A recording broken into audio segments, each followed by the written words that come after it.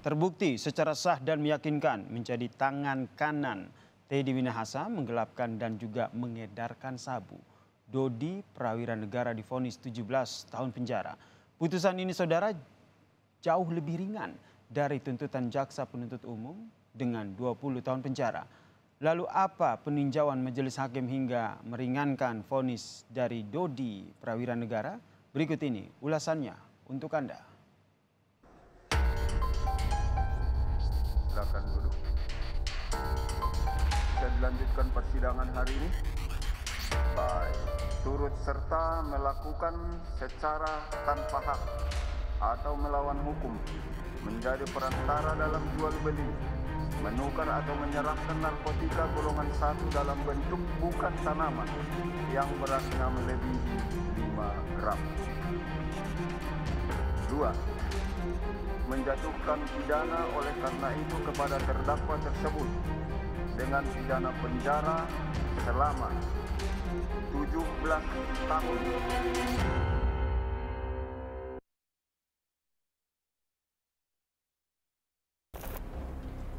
Pengadilan Negeri Jakarta Barat memvonis AKBP Dodi Prawira Negara dengan tuntutan penjara 17 tahun dan juga denda 2 miliar rupiah, di mana Dodi dinyatakan bersalah atas keterlibatannya dengan melakukan penjualan dan juga peredaran narkoba bersama Irjen Teddy Minahasa.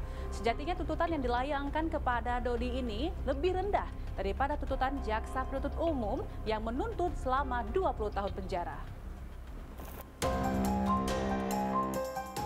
Tampil di muka sidang atas kasus peredaran narkoba yang membelenggunya, vonis 17 tahun penjara dilayangkan kepada mantan Kapolres Bukit Tinggi AKBP Dodi Prawira Negara. Majelis hakim menilai Dodi terbukti secara sah bersalah terlibat dalam peredaran sabu. Menyatakan terdakwa Dodi Prawira Negara bin H. Maman Supratman telah terbukti secara sah dan meyakinkan bersalah melakukan tindak pidana, turut serta melakukan secara tanpa hak atau melawan hukum, menjadi perantara dalam jual beli, menukar atau menyerahkan narkotika golongan 1 dalam bentuk bukan tanaman yang beratnya melebihi 5 gram. 2. Menjatuhkan pidana oleh karena itu kepada terdakwa tersebut dengan pidana penjara selama 17 tahun dan denda sebesar 2 miliar rupiah. Mengungkap tabir di persidangan, terkuak fakta bahwa Teddy Minahasa meminta Dodi Prawira Negara mengambil sabu dan menggantinya dengan tawas. Diketahui narkotika jenis sabu tersebut merupakan hasil penyelundupan barang sitaan dengan total seberat 5 kg. Dodi pun menyuruh bawahannya Syamsul Ma'arif untuk membeli tawas dan memerintahkannya menukar sabu. Tanggal 3 Juni 2022, saya melaporkan bahwa ada tawas yang saya dapatkan di plafon online.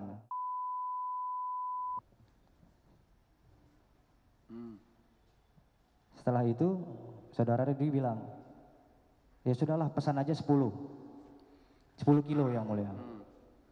Pesan aja 10 kilo, nanti biayanya saya ganti. Pak Dodi bilang begitu. Akhirnya saya pesanlah yang mulia. Setelah itu pada tanggal 14 Juni, saudara Dodi datang ke kamar saya. Dia bilang, bro, persiapan ya untuk penukaran BB. Saya katakan kepada saudara Dodi, persiapan apa bang? Ya pokoknya BB itu ada di dalam peti, terpaku, dan dipolis lain. Sisanya lu pikirin sendiri katanya. Kalau ada juga nanti ketika proses... Di muka sidang, Dodi Prawira Negara juga mengakui dirinya membawa sabu tersebut dengan menggunakan transportasi via darat dengan bentuk fisik sabu yang sudah penuh ditutupi isolasi. Dodi tidak bekerja sendiri, dirinya juga dibantu oleh Syamsul Ma'arif dalam melancarkan peran hingga sabu tersebut sampai di tangan Anita alias Linda. Dodi juga mengaku tidak mengenal Anita pada saat transaksi penjualan sabu tersebut dilakukan. Selanjutnya dibawa ke Jakarta pada tanggal 22 September 2022. Betul yang mulia. Yang membawa ke Jakarta siapa? Kami berdua yang mulia, saya dengan terdakwa Samsul Marif. Jalan darat. Jalan darat. Itu tadi yang pakai mobil. Betul yang mulia. Sampai di Jakarta kapan? Sampai di Jakarta tanggal 24. Itu hari Sabtu. 24. Tanggal 24. Pukul 7 kami berada di Karangtengah. 7 pagi. Seluruhnya yang 5 kg dibawa ke Jakarta. Yang 5 kg yang kami tukar di mobil, antara mobil saya dengan mobil di Karangtengah. Maksudnya mulai dari Sumatera Barat, Padang itu dibawa yang 5 kg. Betul yang mulia. Seluruhnya dibawa ke Jakarta. Betul yang mulia. Terus setelah sampai di Jakarta, kemana itu diserahkan? Kemudian barang yang ada di mobil saya yang 5 kilo itu dipindah ke mobil terdakwa Samsul Marif. Kemudian saya pulang ke Cimanggis, Depok. Pulang ke rumah saudara yang bawa pada Samsul Marif. Betul. Diserahkan kepada siapa itu? Samsul Marif menyerahkan kepada saudari Anita. Kepada Anita. Di Kedoya. Silakan maju. Jangan berulang lagi nanti. Dodi juga mengaku takut kepada sang atasan Teddy Minahasa jika menolak perintahnya. Selain itu, hierarki jabatan pun menjadi alasan yang dilayangkan oleh Dodi, yakni demi menunjukkan loyalitas kepada sang atasan. Hal ini pun dipertanyakan oleh hakim. Saya takut yang mulia, saya cuma AKBP yang mulia. Kapolres pun sebegitu takutnya sama Kapoldanya begitu. Iya mulia. Makanya laksanakan ini. Betul yang mulia. Enggak ada maksud atau niat lain. Tidak ada maksud lain, saya cuma hanya takut dan saya menunjukkan loyalitas saya sama beliau. Sebelumnya sempat terjadi perseteruan antara Linda dan Teddy Minahasa akibat uang hasil penjualan narkoba yang setorannya berkurang saat sampai ke tangan Teddy yang seharusnya 400 juta rupiah. Namun hanya disetor 300 juta rupiah kepada Teddy Minahasa melalui Dodi Prawiranegara. Hal tersebut pun turut disampaikan Dodi di muka sidang. Terus yang menyerahkan sabu itu ke Linda adalah Samsul Marif, kan begitu ya? Betul yang mulia.